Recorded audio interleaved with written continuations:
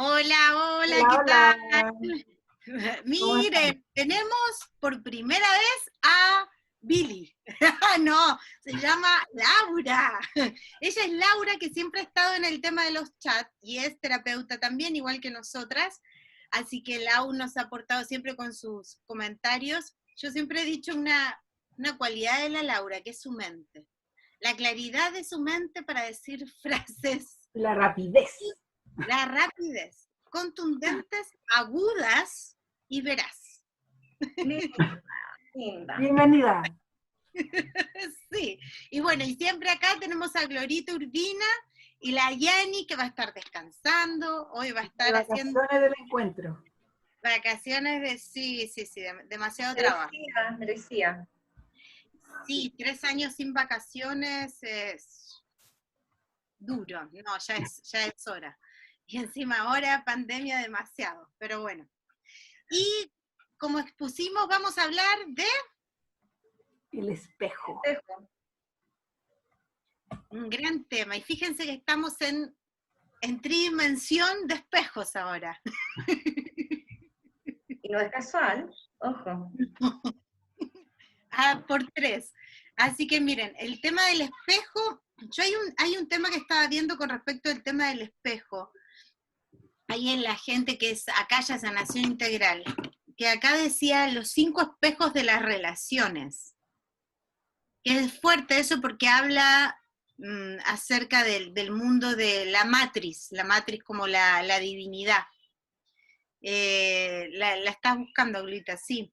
Y el tema ahí de la relación es sumamente interesante porque dice, uno refleja el momento, el otro refleja de lo que juzgamos en el momento, y el otro reflejo de lo que hemos perdido, entregado o nos han dado.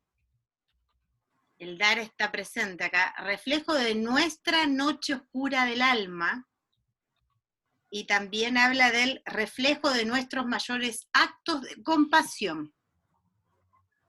Pero quizás, si te parece, yo iría un poquitito más atrás y daría lo que es la definición, a qué nos referimos cuando hablamos del espejo.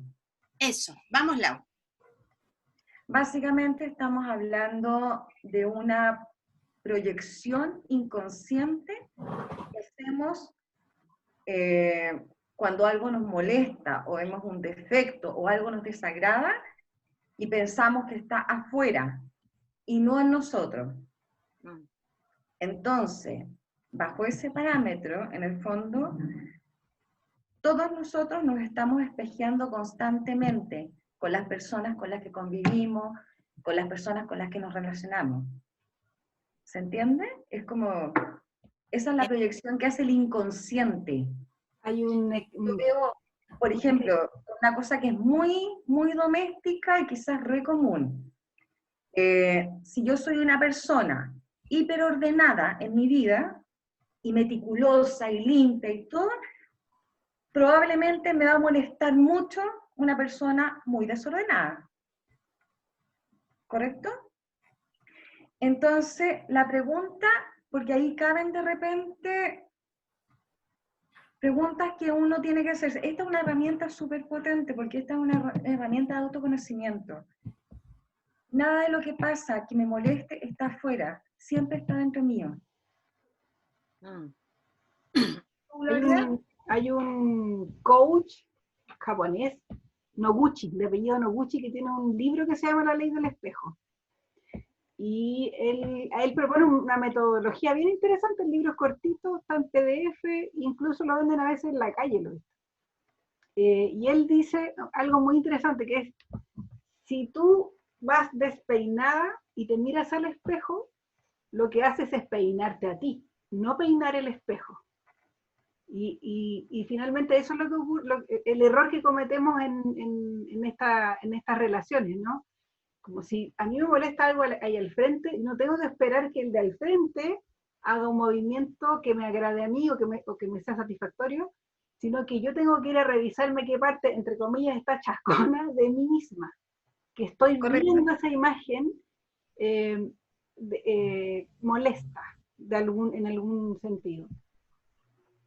Sí. Entonces, es re interesante porque en el fondo, si nosotros empezamos a ver esto en lo cotidiano, vamos a ir viendo que nos molestan bastantes cosas de muchas personas. Pero es re interesante también porque es súper importante quitar el juicio de por medio y no entrar en el autocastigo. Claro, claro, no irse al otro extremo, ¿no? Como ser culpable de todo lo que veo No afuera. evaluarlo tampoco como algo malo o algo bueno. Lo que está sucediendo simplemente sucede. Entonces me está mostrando, el otro me muestra algo que yo tengo que trabajar. Pero para eso es importante quitarle el juicio. No es el tema, por ejemplo, personalmente, y aquí yo creo que es como importante involucrar, ¿no? Yo iba trabajando durante muchos años mi tema con la injusticia. A mí algo que me sacaba los choros del canasto era cuando yo veía personas o situaciones injustas. Y va por la vida campante, porque yo me considero una persona muy justa. Claro. Y va con mi bandera de batalla. Y fíjate que cuando empecé a trabajar esto, justamente, me di cuenta de que, claro, me resonaba mucho y me violentaba mucho la injusticia, porque si yo empiezo a ver mi historia, mi relación conmigo, yo soy tremendamente injusta conmigo. Entonces, como que la pregunta ahí es, ¿dónde, en este caso sería, dónde está la injusticia en mí? ¿No? Correcto. Como que así se podría alguien empezar a trabajar. ¿Qué me molesta afuera? Me molesta el desorden.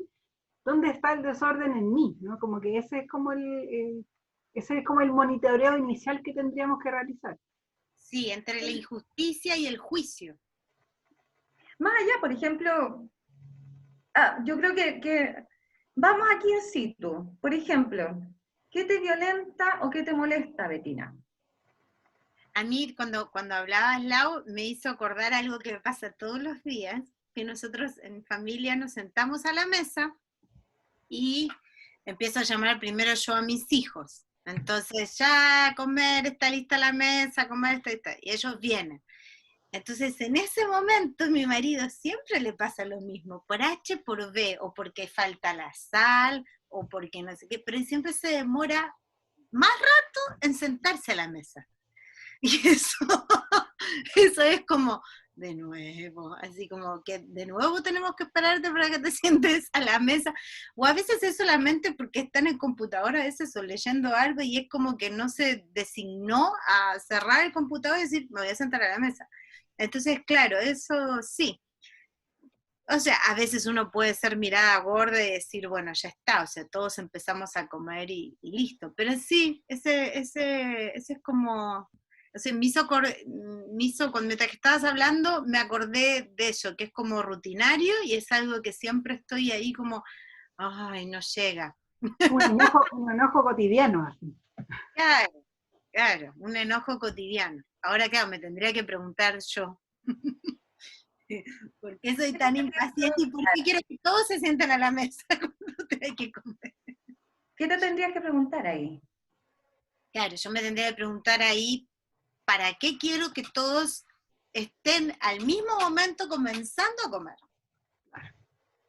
¿Y para qué quieres que estén todos al mismo tiempo empezando a comer? Claro, para mí considero que eso se llama como unión, como que es un acto de unión, como un acto simbólico, o sea, ¿cómo que se llama? No es religioso, es como una rutina, un ritual. Un ritual. Un ritual. Es eso ¿Y para mí. qué piensas de alguien que no respeta un ritual? Que no le importa. Claro, y va por ahí ya, bueno, y de ahí, acá, Pero mira, amiga terapeuta ya.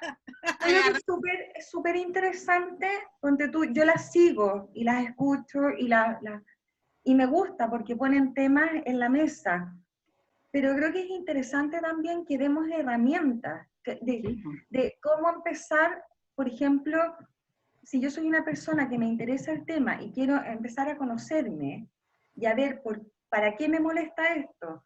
¿Por qué me está violentando esto? También es importante que demos también las herramientas que ellos puedan utilizar. Por ejemplo, la Gloria es seca. Sigamos con lo de la mesa, que es un ejemplo, o si quieres me usas a mi ejemplo, yo no tengo ningún problema. O quizás quieres tú hablar de uno. Veamos la cabeza de la Laura. No. No, a mí... Pero ¿a dónde iba la idea? Porque Me creo gusta que... esa idea de la reunión de la mesa. Ahí habría de la reunión de la... ¿Seguimos ahí? Ok, entonces retomamos. Si esto te molesta, entonces llegamos al punto donde tú dices, por ejemplo, que a él no le importa, ¿no es cierto? ¿Y qué te pasa a ti con eso? Lo que me pasa a mí es que el tema es la importancia de estar todos.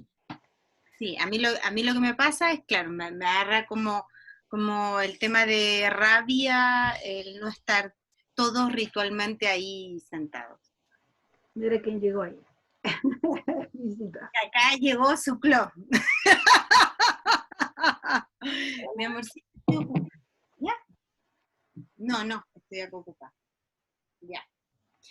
En sí tiene que ver con eso, o sea, de la importancia que es para mí el poder compartir todos, no sé, como conversar, como poder hablar, como lo importante como de ese momento de unión.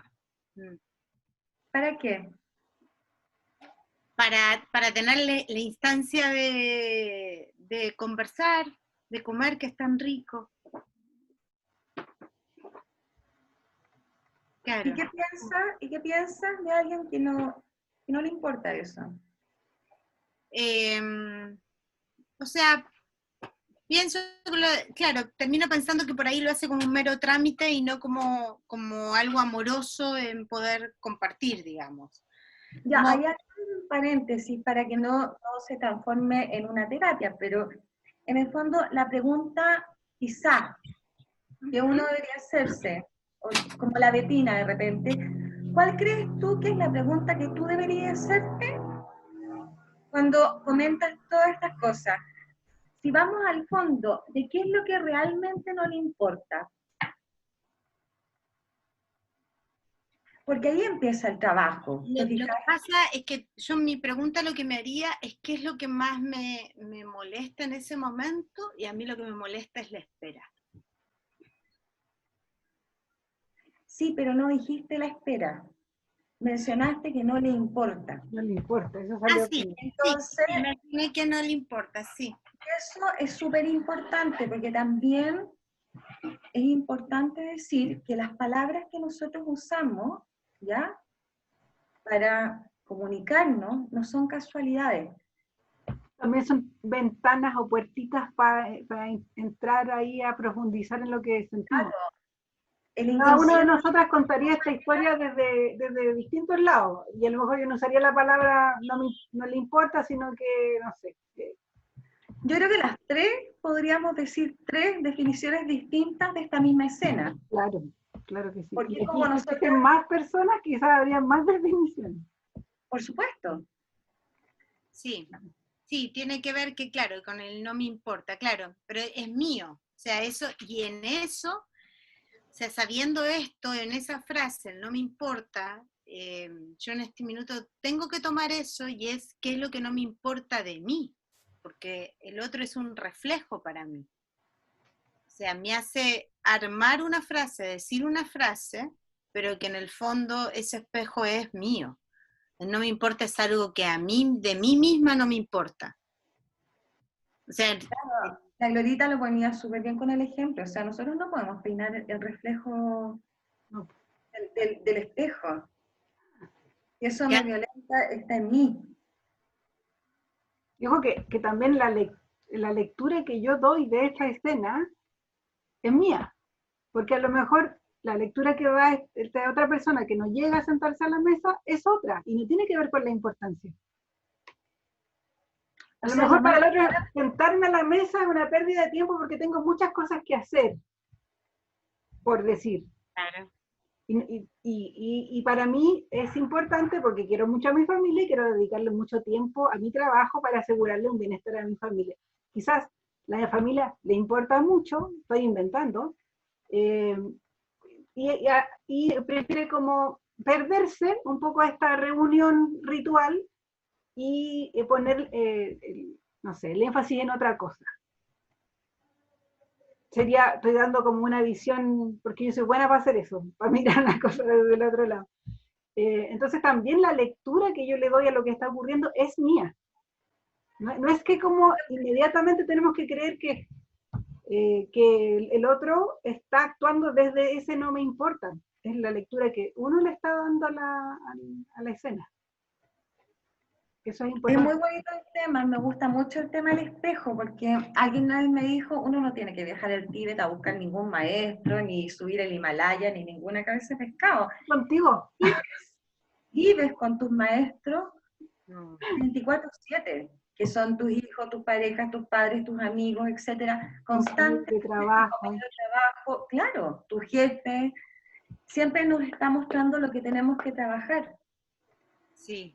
La parte más bonita que, bueno, yo digo que es por suerte, pero es la parte más bonita que nos toca a nosotras como terapeuta, es que cada paciente termina siendo también un reflejo de nosotras.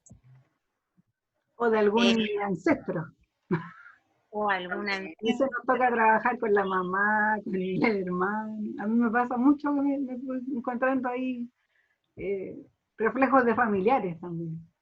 Claro, a mí lo que me pasa es que si hay momentos en mi vida que, no sé, me están suscitando, que tiene que ver, no sé, por ejemplo, con mi hermana en algún minuto, típico que al día siguiente tengo esa paciente y oh, casualidad me dice, quiero resolver el problema que tengo con mi hermana, por ejemplo. Y yo digo, ah, me toca también. También Eso, voy a estar ahí. y a eso es que un poco esta gente se refería como a la Matrix divina, ¿no? Como que en esto también se compone el estar abierto, algunos le llaman señal, pero en verdad es como estar abierto a observar un poco más allá y decir, siempre como humildemente, siempre tengo algo que aprender del otro. ¿no? Sí, porque el espejo, ¿no? El otro siempre es un maestro, y tú eres un maestro del otro. Yo en ese sentido no creo en las casualidades, creo en las causalidades. Para algo estoy en el lugar en el que estoy, para algo estoy con la persona que estoy, o para algo estoy sola también. También, o sea, es re importante, todo tiene un significado. Y es bonito cuando empezamos a despertar a eso. Porque, por ejemplo, tomando tu ejemplo, lo que decía la Gloria es re importante. No es que el otro haga algo para molestarme y que llegue a la mesa tarde porque hace algo en contra mía. Claro. El otro ni siquiera está en ese lugar. Si tú le preguntas al otro, ni siquiera se le cruza por la mente lo que puede significar para ti. Pero es importante. ¿Por qué? Porque ahí empieza el conflicto. Cuando tú ves algo que te violenta o que te molesta y vas y te preguntas y te contestas, qué sé yo, sin siquiera percibir que el otro solamente es un reflejo de algo que tiene que ver contigo. No llegan a planteárselo desde una curiosidad, sino que ya con la conclusión sacada. Uno establece el diálogo desde esa conclusión de a este gallo no le importa esta cuestión, y de ahí vas al encuentro, en vez de tratar de averiguar qué le pasa a él, en el ejemplo, con sentarse todos los días a la mesa a determinada hora. Y ver. Y ni siquiera es importante, porque el tema es lo que te pasa a ti nomás. Chico. Solo a ti te genera un ruido. Es como que uno se pone solita la maquinita de guerra funciona dentro de la cabeza. Sí, y acá quiero tocar un tema con respecto al tema del espejo, que es uno de los comentarios que me han hecho, que es importante, porque frente a temas que uno habla, o con amistades, o no sé qué, es como que sale un poco en esta visión, ¿no? Del espejo. Como decirle, mira, esta X situación que te pasa es tuyo. Y cuando uno le dice un comentario hacia el otro, salta como, qué individualista que eres. ¿Pero cómo? Claro, pero ¿cómo? Pero en el fondo es como que dices, pero no, yo no puedo ser tan individualista, no puedo solo pensar en mí. O sea, todo lo que vamos a hacer, sé que en mí. Eh, Creo que es algo que siempre salta en la mesa, en el tapete, de qué manera poder dejar en claro a la gente acá que mirar las cosas que nos suceden y que de lo que hace el otro también y me molesta también es mío, y que eso no se llama ni ego ni individualismo, sino que es como empezar a ver otra cara de la moneda. ¿Cómo se podría explicar eso? Porque por eso yo creo que partí diciendo que es una herramienta muy importante de autoconocimiento. Yo creo que es muy importante que empecemos a conocernos, y esa es una herramienta muy importante, la del espejo.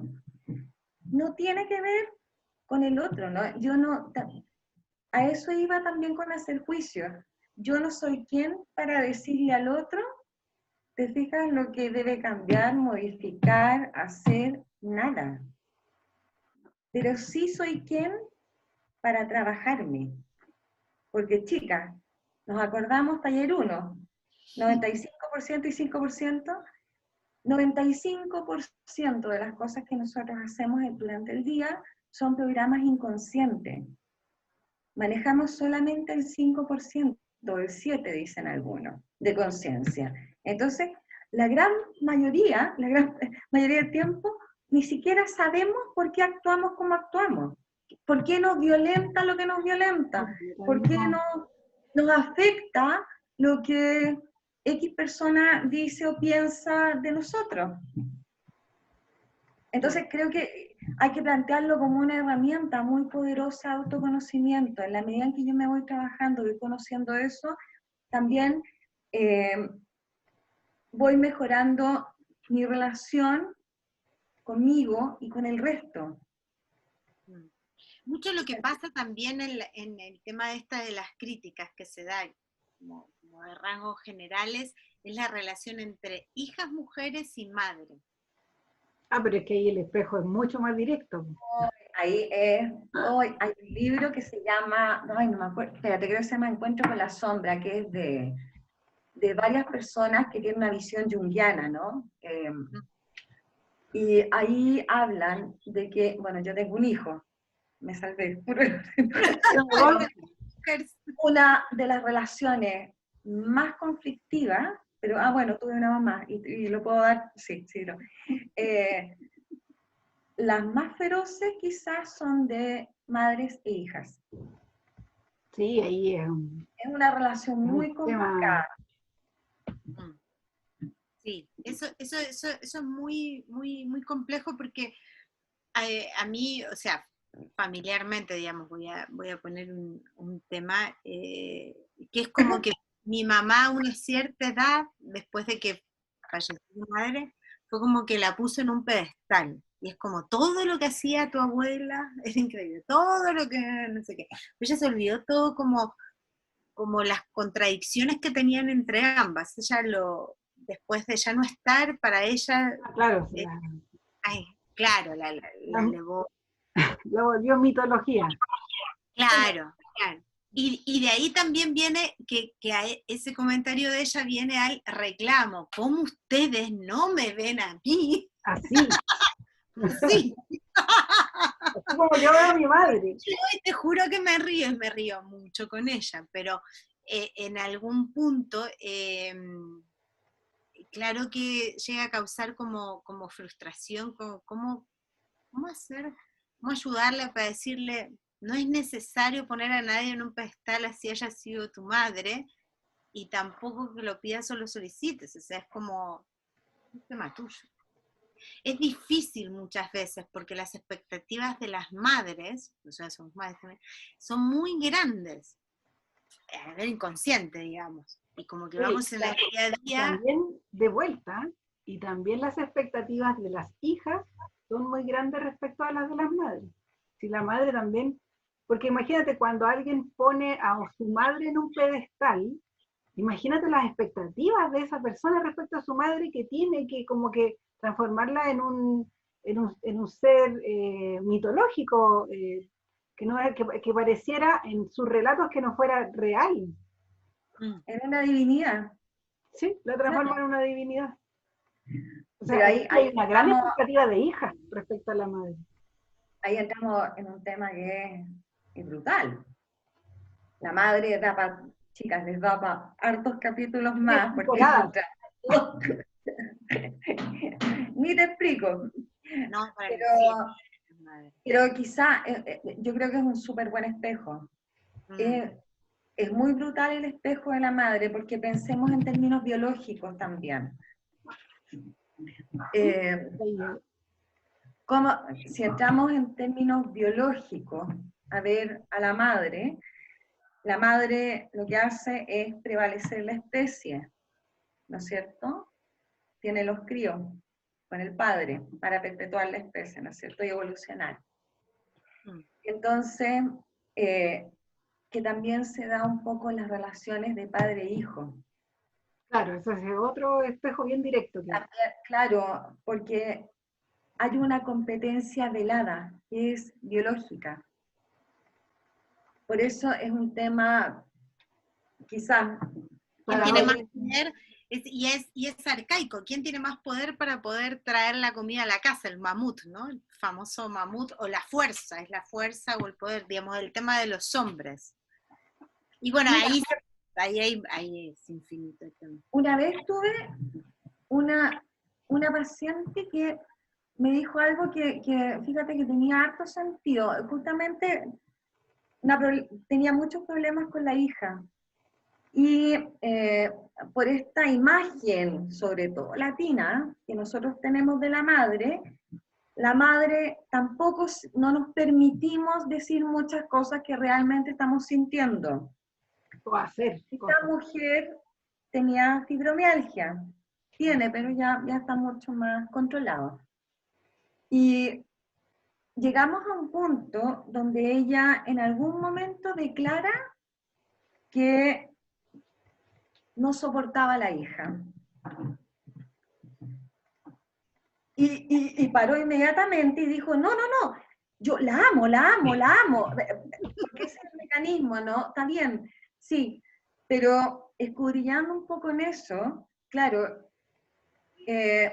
la hija es el reflejo, para esta mujer, la hija era el reflejo de todo lo que ella no pudo ser.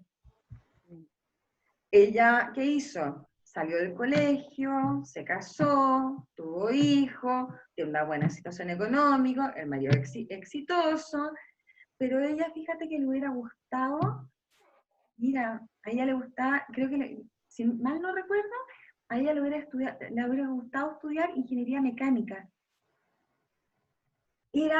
Pero así, moría por eso. Entonces, cuando ve que su hija es exitosa, no se quiere casar, no quiere tener hijos, y es más, se da el lujo de dejar una pega, que era pero así espectacular, porque creo que la hija tenía como 28 años, la mujer se agarraba la cabeza y decía, no puedo entender que no siente cabeza todavía. Claro, y la hija iba a estudiar otra cosa que no tenía nada que ver con su carrera anterior, creo que era Derecho. No, a ella, ponte tú, le gustaba teatro. Y al final la madre declara, te fijáis, que no la soportaba. Entonces, fue súper interesante, porque más allá del tema te quiero o no te quiero, por supuesto que la quiere, pero también van pasando otras cosas por debajo. Y a los hijos también les pasan esas cosas con los padres, que son muchas veces no declaradas. Por eso es súper importante no hacer un juicio al respecto. A cada uno le pasa lo que le pasa, pero lo importante es que nos hagamos cargo de eso. ¿Qué es lo que me molesta? ¿Qué es lo que realmente me está molestando? Por eso te decía, quizás la maternidad es como para muchos capítulos porque es una imagen sacrosanta a nivel mundial, ¿no? Qué Donde hermosa esa muchas palabra. cosas que no nos permitimos. Y la mirada de la madre está tan teñida también por los conceptos patriarcales. Como que también hemos perdido a una madre más salvaje. Claro. Y entonces asociamos a la madre, por ejemplo, en los arquetipos de la Iglesia Católica, las vírgenes, las santas, las madres superioras, que son mujeres profundamente coartadas en muchos aspectos de la mujer salvaje. Pero vámonos aquí mismo. Quizá es muy mal visto que tú, siendo madre, te vayas a morir de otra cosa que no ser madre.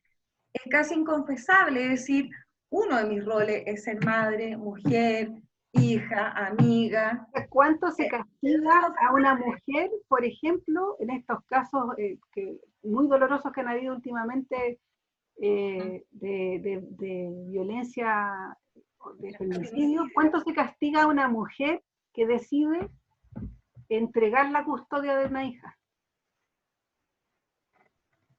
Es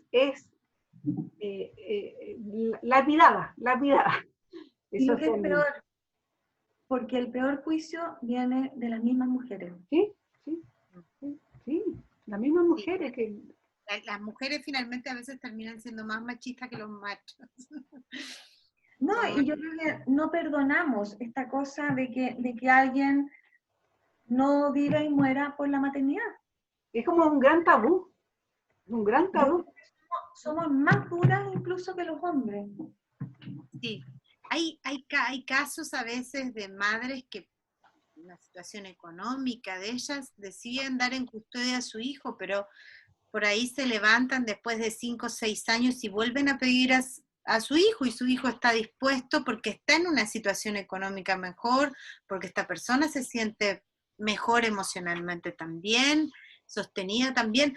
O sea, creo que eso también no es ni malo ni bueno. Creo que a veces también es ser honesto con ella como madre, como mujer, decir, bueno, puedo ser madre soltera, puedo hacerme cargo de sí o no, o a veces tiene más facilidades el tema del padre, que no significa que la madre nunca más va a estar en la vida de su hijo, porque es un lazo, aunque no se vean, es un lazo que no se va a cortar nunca, jamás, salvo que alguno de los dos desaparezca de este mundo de carne y hueso, pero si no, no se corta. Entonces, incluso, a veces es tan necesario esos pares. Incluso cuando se muere, no se corta. Exactamente. Incluso en la muerte seguimos unidos a nuestros padres. Sí. Para bien y para mal. Con lo que nosotros hacemos, hemos aprendido también un poco a dar ese espacio de libertad, porque sabemos también que todas las historias tienen más historias detrás. Claro, hay unos contextos. Ninguno de nosotros hace lo que hace porque sí. Entonces, por lo mismo es muy difícil, no es difícil, por lo mismo es muy incorrecto emitir un juicio. No es difícil. El juicio siempre te va a alejar de la solución. Eso siento yo. Cuando tú te quedas en el juicio, te alejas de la posible solución, de resolver el conflicto. Porque te quedas pegada como a una verdad, a una visión. Y no ves otra, y la solución, si hay conflicto, no está ahí. Pues. Tiene que venir de soltar ese juicio. Y claro, ahí sirve mucho entender la historia que genera el comportamiento de este espejo, ¿no? Y aún así, entendiendo esa historia, y aún así va a estar teñido de mis creencias. Sí, de la lectura que yo puedo hacer. Correcto. ¿Qué es lo que partimos hablando? Probablemente el ejemplo de la mesa para las tres va a ser distinta. Y las tres vamos a tener lecturas distintas, y las tres vamos a tener historias distintas con eso. Claro. La mesa, la reunión familiar. Uno de los tips, vamos a hacer Memorex de Cecilia. Los tips, para dejar los tips acá como herramienta, que las tres sabemos. En la biocodificación es importante los lugares en la mesa. Entonces, por ahí dejarlos como tips para que cada uno en su casa o en su familia vea eso, dependiendo de la clase de mesa que tenga y los lugares, ¿no? Que era, yo me acuerdo de ese momento que presté atención, de cómo eran las ubicaciones en sí del tema de la mesa. O sea, el hombre se pone, el hombre, digamos, de la casa, se pone en la cabecera. Y después, ¿cómo sigue ahí las ubicaciones? ¿De qué lado? ¿El lado izquierdo? ¿El lado derecho? Yo no estaba en esa clase, tía. No me acuerdo.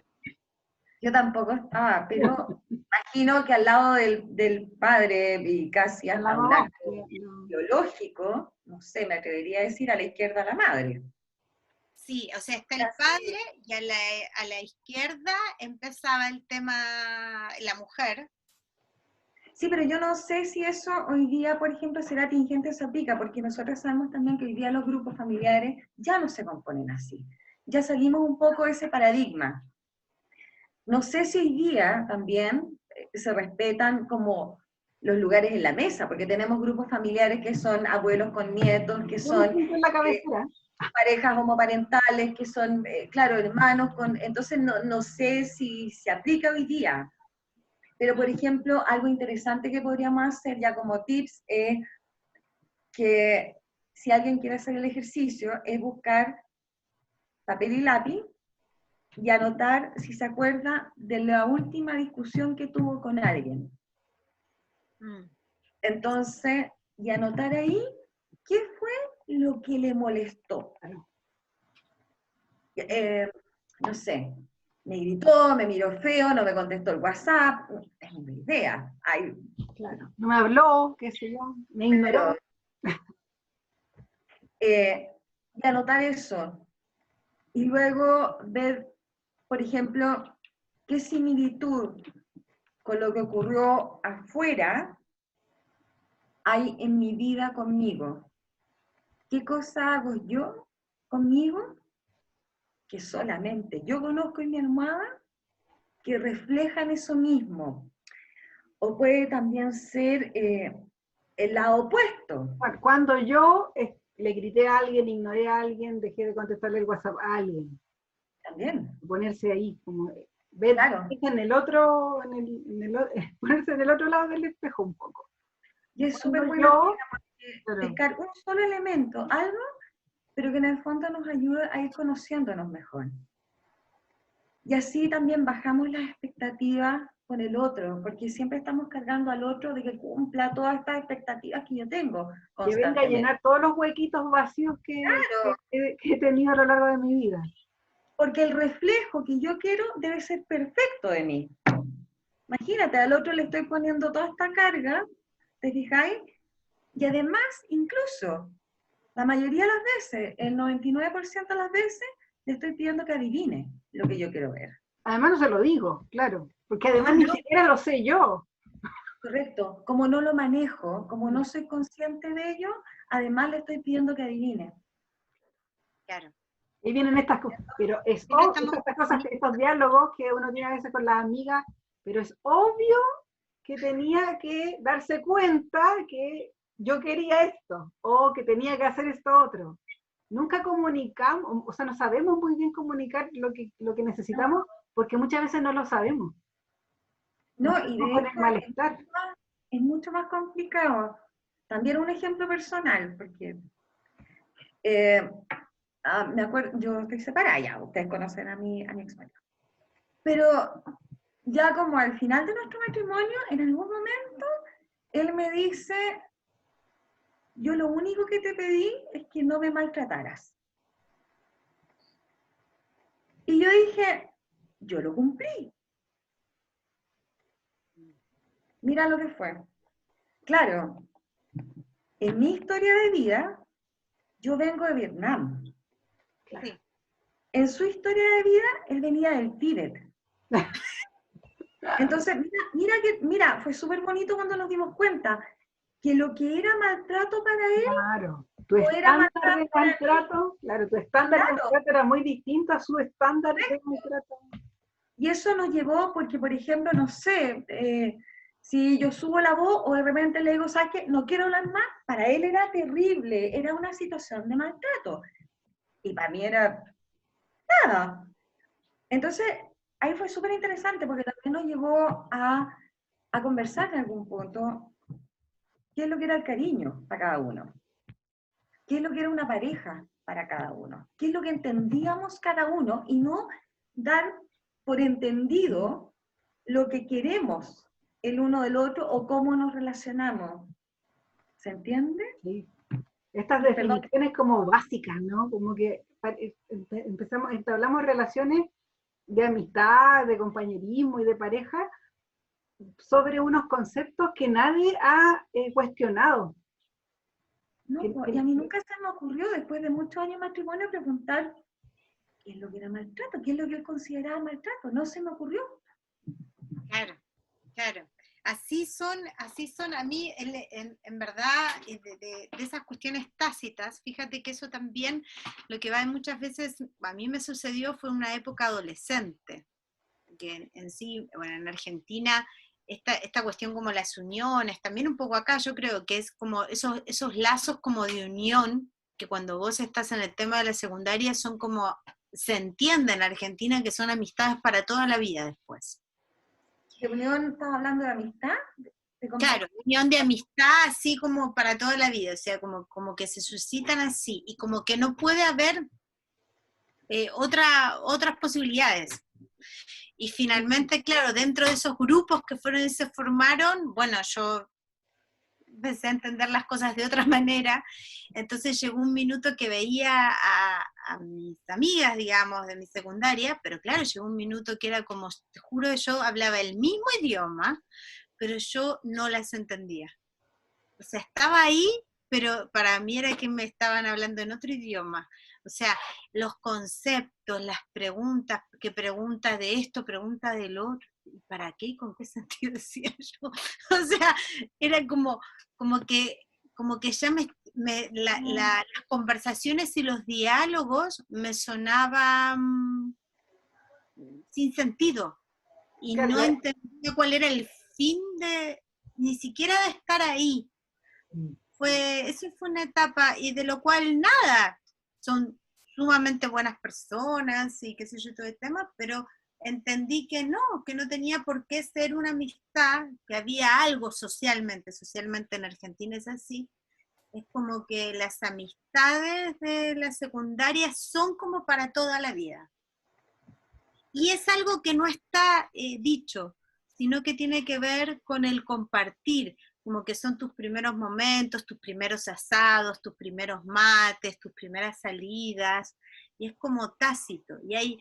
Es una sociedad que se construye más o menos, digamos, en base a eso en la Argentina. Bueno, yo ahora ya no viviendo allá lo puedo ver en el tema de la distancia, pero como que eso se hace.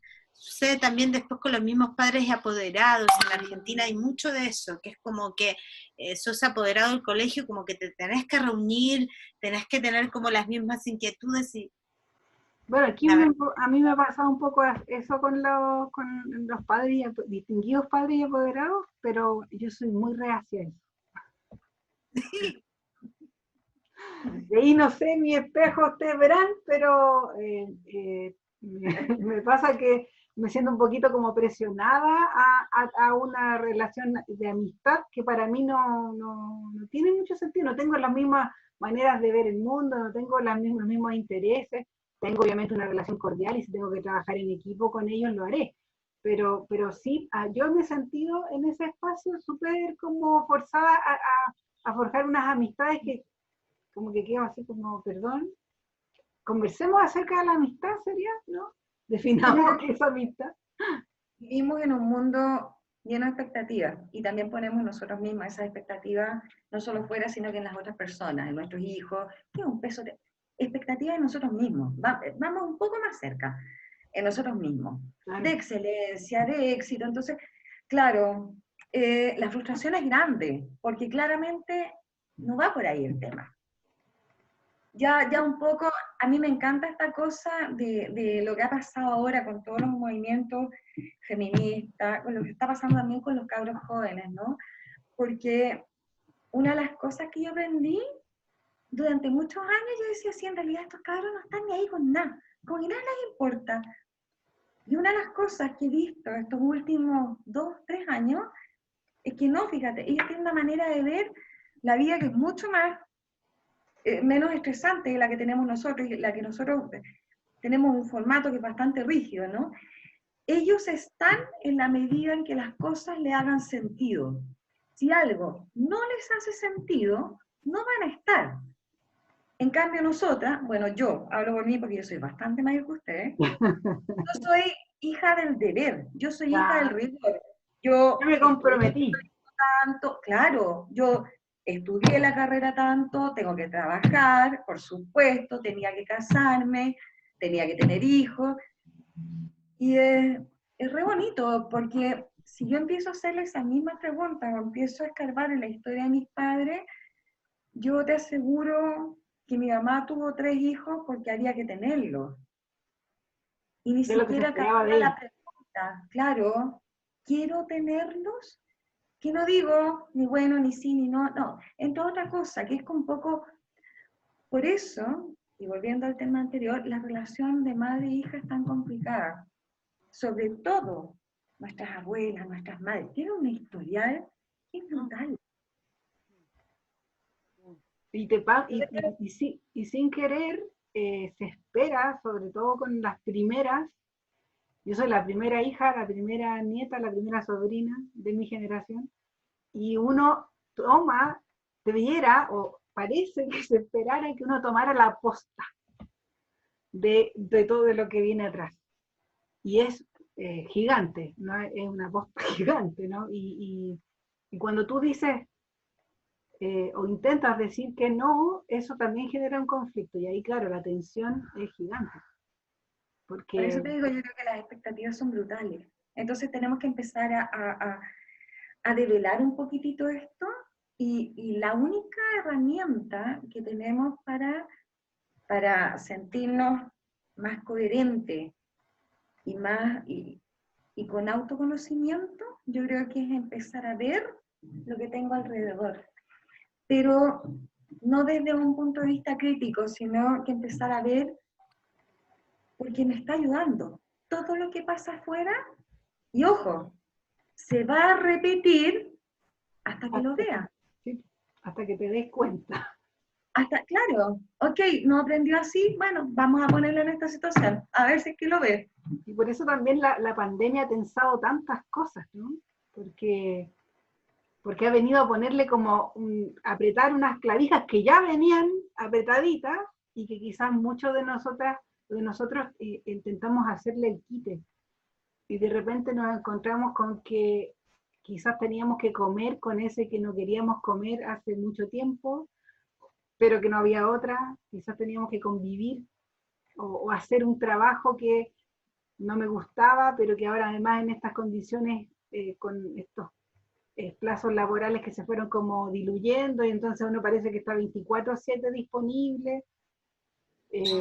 Finalmente, en ese sentido, y tomando la pandemia como también un maestro, ha venido a develar muchas cosas de nosotros, pues ahí están, para que nosotros hagamos algo al respecto.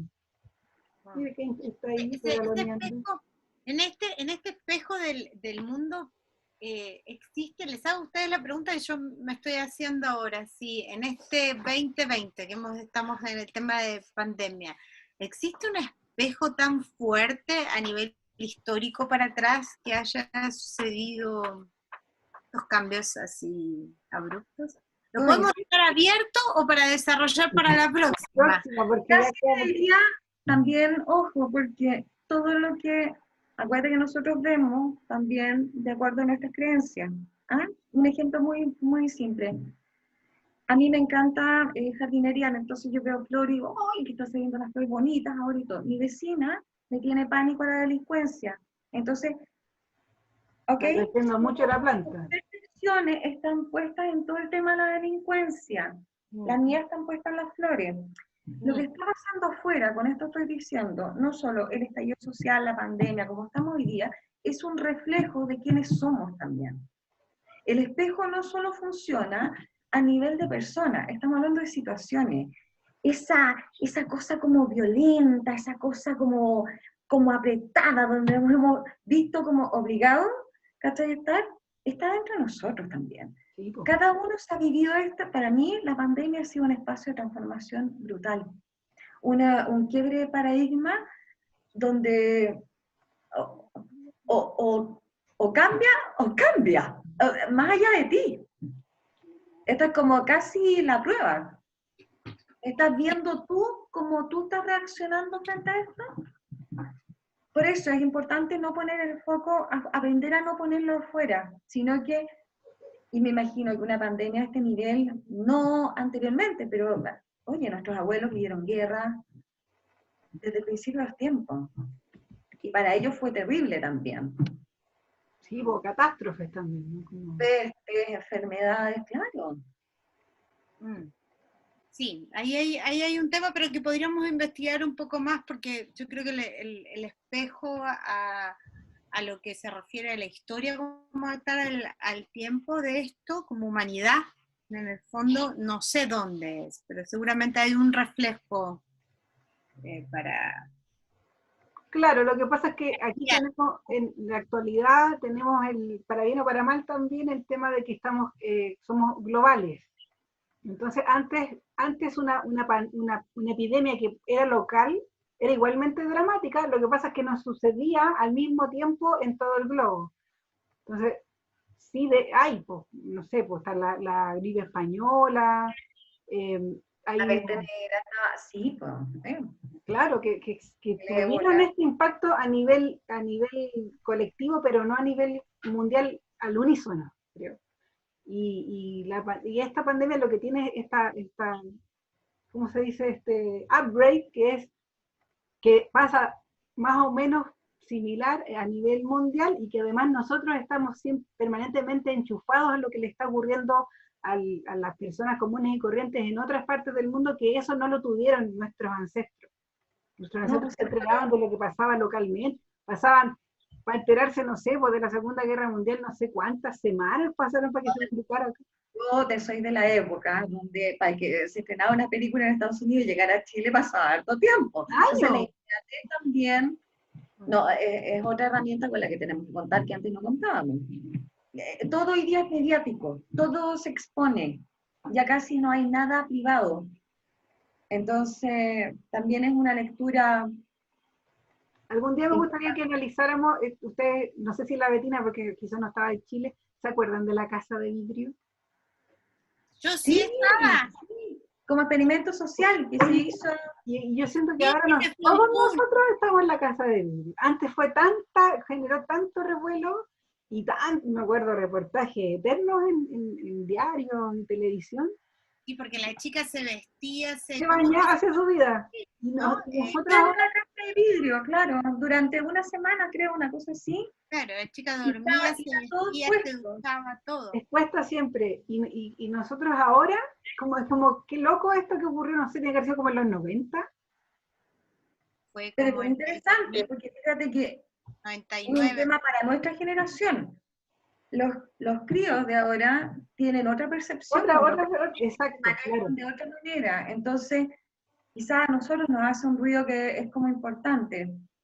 Pero es como esta cosa que parece que se repite en la historia del arte, como el arte es como que es tan visionario respecto a lo que va a vivir la sociedad más adelante, que en esta pequeña muestra, ¿no? Que es como tanto que nos cuestionamos a esta niña en una casa de vidrio y resulta que ahora todos estamos en una casa de vidrio.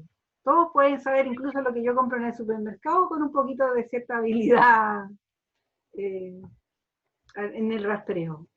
No, y para bien y para mal, porque la otra vez estaba viendo también un documental que hablaba de esto, las redes sociales, y fíjate hoy día los índices de suicidio y de daño autoprovocado, sobre todo las niñas, mayormente las niñas, ha crecido mucho desde el 2013 por esta exposición que tienen, ponte tú, Snapchat, Instagram, todo, porque el cerebro humano está preparado para recibir como los juicios de un determinado grupo de personas a los que tú accedes. Sin embargo, hoy día ellos reciben de 2.000 y 3.000 y hasta 1.000.000 de personas, ¿no? Claro. Entonces... Y además que no siempre es lo que buscas. De repente subes una foto o, no sé, un video y que lo que buscas es compartirlo con tu red y por alguna razón no puedes predecir si eso se va a volver viral y vaya a terminar expuesta, como tú dices, a millones de personas y al juicio de millones de personas y es loquísimo eso para mí. Es muy fuerte, es fuerte. Eso es muy fuerte. Yo creo que esas repercusiones las vamos a ver seguramente, no sé cómo vendrán, pero nuestros nietos. Las próximas generaciones.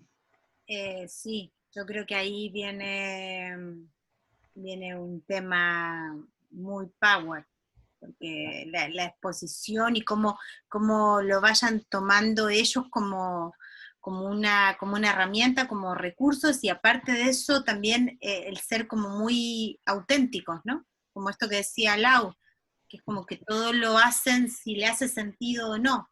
Entonces, ahí viene algo muy power con ellos, con la imagen, con las redes, con las posiciones. Con la inmediatez. Con la inmediatez. Sí, es muy, muy fuerte eso. No sé, yo creo que hasta el cerebro mismo biológicamente va a tener cambios. Seguro que sí, seguro que sí. O sea, algo va a pasar ahí. Que bueno, porque lo único que quiero antes de morirme es poder mover cosas con la mente. Así que por favor que llegue a mí a poder hacer el aseo con la mente. De eso seguro, que te va a poner chip. Ahora, por ejemplo, el tema de estudiar el tema de un idioma, no sé, creo que hay unos software que son magníficos que tienen el celular, pero la verdad es que estamos a casi nada de poner un... En vez de tener el celular en la mano... Claro, te pones acá qué idioma quieres saber y te lo pones y hablas. Sí. Como en Matrix, en la película Matrix era así, pues tú como que descargabas la información. Claro. Yo creo que es súper interesante lo que se viene. Sí, yo creo que eso sí, eso vamos a llegar. Yo tengo fe que a eso vamos a poder. Voy a hablar inglés luego. Es tu manera de decirme que voy a tener que seguir haciendo el aseo. Sí. Mira ahora con la mente. No, la telequinesis quizás no. Pero el otro... Sí. No. Mientras leo me lo puedo enchufar, ¿viste? Claro. Pero bueno. Arriba de ser aguafiestas, la aguafiestas de la reunión, ya estamos como bien en el tiempo. Chicas bellas, antes les agradezco pero un montón la invitación, lo pasé salvaje. Y nosotros igual, te estábamos esperando, Lau. ¿Sí? Estaba esperando, Lau, ya hace tiempo, ya estabas nombradas. Tú estabas listas para esto. No, pero vas a tener que estar en otros directos. En otros, claro. No, vas a tener que estar, Lau. O sea, hay varios temas ahí que podemos empezar a ahondar. Conversando. Sí, y eso que falta la Yanis, porque esta cuestión del futurismo se hubiese metido inmediatamente con la era de Acuario. Y sí, nos habría tirado algo ahí. Pero creo que todo eso está conectado, si no existe. No en vano están los planetas que están arriba. No es casualidad. No es casualidad. No, sí, por eso vamos a extrañar en estas tertulias, como le dicen algunos, poder tener a Yanis para ver verdaderamente cómo se componen las cosas. En verdad no es futurista, sino que es del mismo comportamiento humano, nos puede dar indicios claros de que se puede venir en 3, 4 años. La verdad que no es muy difícil.